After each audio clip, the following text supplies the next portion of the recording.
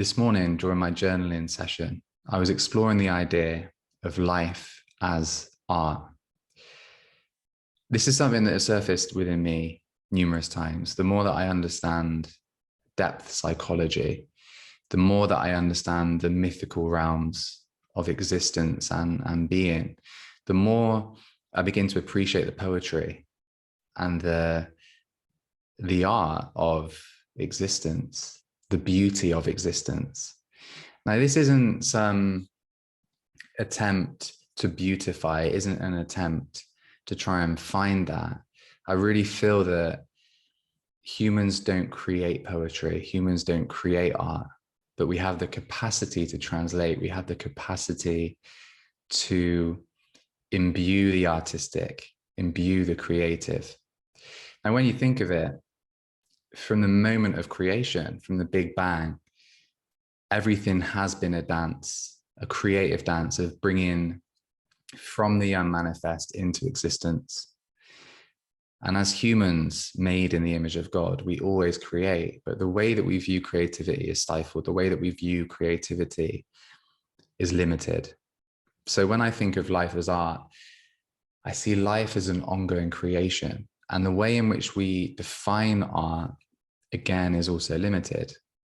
This actually came up because, truthfully, because England won last night and we're into the final of the Euros.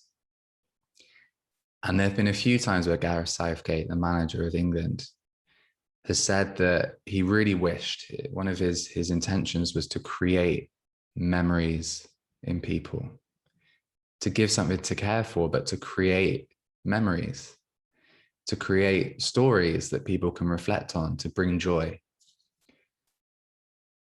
We might think of art and we might think of creativity as a process of painting or creating fiction through writing or putting on a performance. But ultimately, all of life is a performance. All of life is a creative act. When you plan and when you set an intention to meet a group of people, let's say that you're going to go away for a weekend or you're going on a festival, right? You bring together people with an intention, possibly unconsciously, to create a memory. And what I mean by that is, in the present moment, we can set an intention to create an experience that is then shared. And that lives on as a creation, it lives on in the memory of those involved. So the creation, the artistic endeavor comes from the collective creative act of creating a memory, right? That's quite fascinating, isn't it? This idea that we kind of project into the future. We project into the future an intention that is then lived in a transitory experience. It comes and goes in a flash. You know, the anticipation builds and then the experience is lived and then it's gone, except it's not fully gone because something has been created from nothing, from the unmanifest, from when there is nothing created, just potential, just innate potential. An experience was lived, an experience was created, and it doesn't die because it lives on in memory. Now, we could go down a rabbit hole and explore the idea of past, present, and future, and whether memory is actually a connection to a dimension of ever-present nows, as if they're contained in the fabric of the universe and everything's ever present and every single living moment is contained in some kind of time capsule of being that we can access through our brains. But rather than go down that memory and that rabbit hole, I like this idea of life as art. I like this idea of allowing the psyche to be poetic and to understand that the enchanted realms aren't a human creation. It's not like we've evolved and our brains have evolved and we've created the capacity.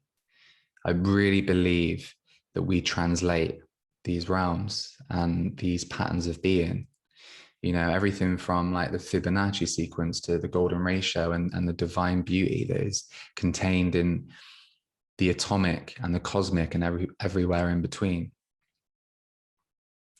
So I wonder, like, how would life change? I feel like over the years, I've connected more to this artistic approach to being, and everything feels like a creation. And you know, for a lot of people involved in consciousness and expanding consciousness, there's always this feeling of becoming the creator. You know, you step away from autopilot. It's like you start to say, oh wow, I realized. Now Ram Dass talks about this. I realized that I was an actor in the divine play, but what if I step back? What if I step back from acting, and what if I become the director and I start to change the script and I start to live a creative life because I empower myself and I understand that I have the capacity to create. I have the capacity for my art to be my life, not just the things that I do in this narrow container of what we perceive as creativity.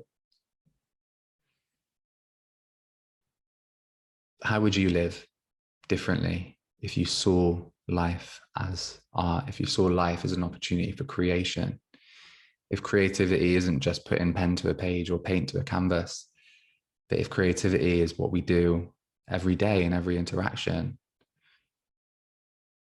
what if we live life to create, and that creation is memory and that creation is legacy? Not something to become attached to. And it's not that we want to create in a way that we become detached from the present, but what if we explore this notion of poetry in motion?